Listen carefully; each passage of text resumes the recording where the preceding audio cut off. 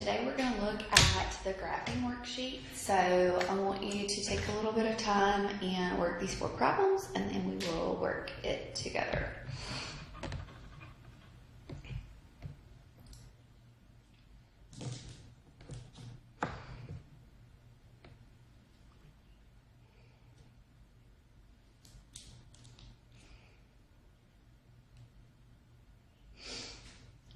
Okay,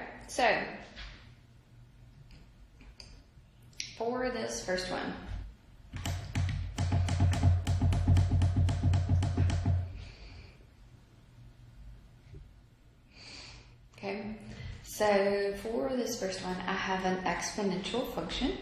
So it's going to be steadily increasing. Okay, this is a negative though, so let's draw the x-axis here, and let's draw the y-axis there.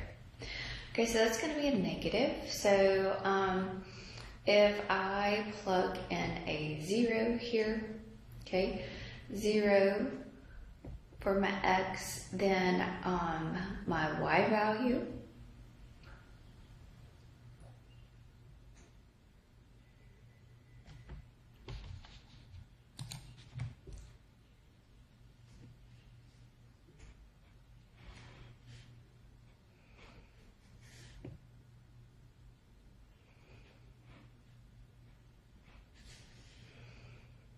okay, so if I plug a 0 in there, that'll be 0, 2 raised to the 0 power, which is 1, times negative, which is going to be a 2. If I plug a 1 in there, negative 2 plus a 3. So a negative 2 plus a 3 will be a 1. If I plug a 2 in there, a negative 2 squared there, so it'll be 2 squared, which is a 4 negatives, and this is going to be a negative 1. So at 0, we're going to be up at 2. At 1, we're going to be up at 1. And at 2, we're going to be at negative 1. So we're going to have, remember that asymptote is going to be at 3 over here. So it is going to be a curve that looks like this. The domain for this is everything from negative infinity to infinity. Okay, the range is from, it's going in the negative direction, so negative infinity, all the way up to a 3. It's getting close and close to that 3. Okay, it's never increasing. It's always decreasing. So it's decreasing on the domain negative infinity to infinity. So as x approaches positive infinity, the y value is decreasing. As x approaches negative infinity, the y value is getting closer and closer to a 3. The average rate of change from 0 to a 2 means that this is the slope here. So we're looking for y2 minus y1 all over x2 minus an x1. So I'm going from 0 to a 2. So I'm going to say a negative 1 minus a 2 all over a 2 minus a 0. So it's a negative 3 over a 2.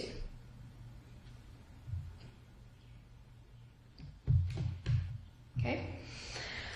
All right, let's look at this one. This one's 2. This is a quadratic, right? So let's draw a x and y here. So remember, the regular quadratic goes through 0, 0 like this, and it opens up, right? This one's going to be moving, so it moves left and then up 1, okay?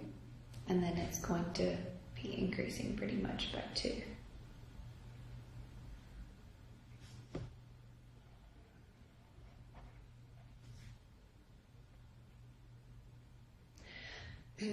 Okay, so let's plug in some x values here.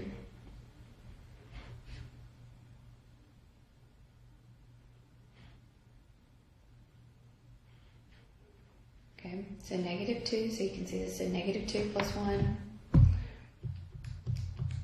gives you a negative 1 squared, gives you a positive 1. 1 times 2 is a 2. 2 plus 1 is a 3. Negative 1 in here, so that's a 0, so that's a 1. 0, 1 squared is a 2, plus 1 is a 3. Okay? Domain of a quadratic, no matter what, is negative infinity to infinity.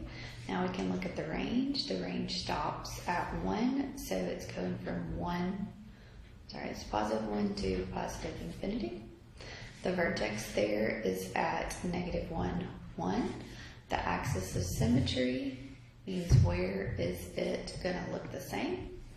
The intercepts are going to be only crossing the y-axis at 0, 3 there. This is a minimum point, and it's a minimum at 1. The end behavior means that as x approaches infinity, y approaches infinity. As x approaches negative infinity, y also approaches positive infinity. So it's going the same direction there. All right, what about this one? This one's negative x cubed plus a 1.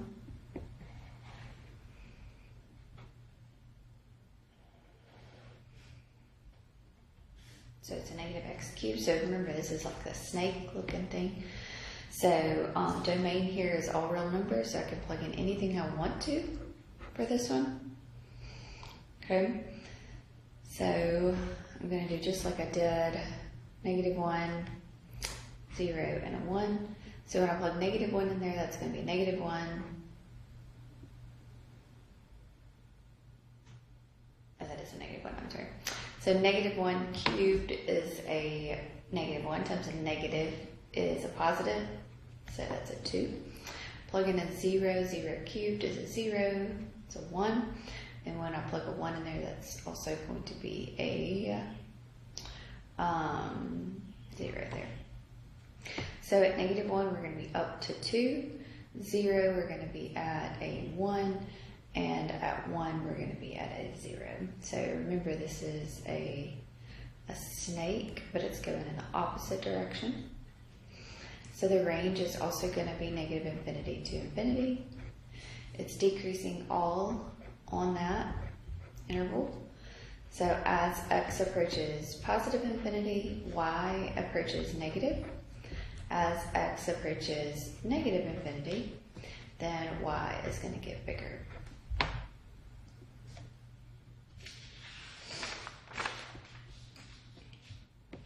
Okay, last one here. So if I wanted to graph, doesn't matter, I can plug in anything I want to for my x value. Okay, so anything that I want to, but let's find the vertex. So here, negative infinity to infinity. So the vertex is going to be that negative b over 2a here. So negative b, so it's a positive 8 over 2 times 1. Because remember, your a here is going to be 1, your b is going to be a negative 8, and your c is going to be a 16.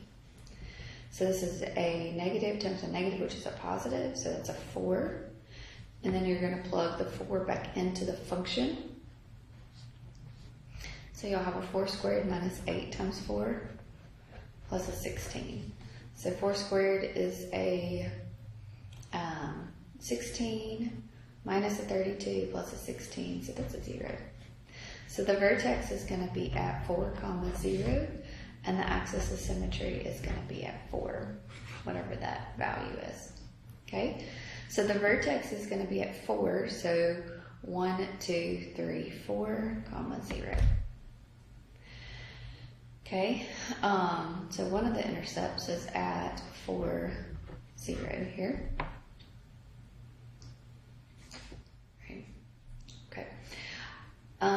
So then we would need to do a point over here. So we could do 3. So plug in 3, so 3 squared, to look at the graph here. So 3 squared minus 8 times 3 plus a 16. So it's a 1. So at 3 we're going to be at 1. So over 5 will be at 1 as well. So if I was at a 2 squared minus a times 2 plus a 16 is a 4. So over here, that would be up as well.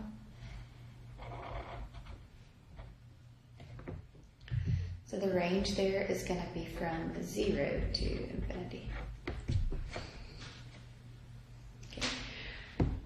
Remember, you can also use your graphing part of your calculator. So we could say x squared minus 8x plus a 16.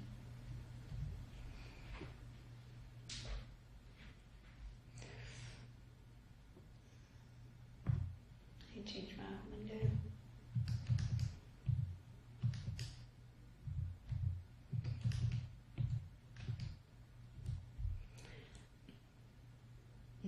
There we go. Okay. So that's graphing, so don't forget about graphing. So now you've got a review final. You've also got the answers to that, so that's a good study guide for tonight. So if you have any questions about anything, let me know. Y'all have a great day.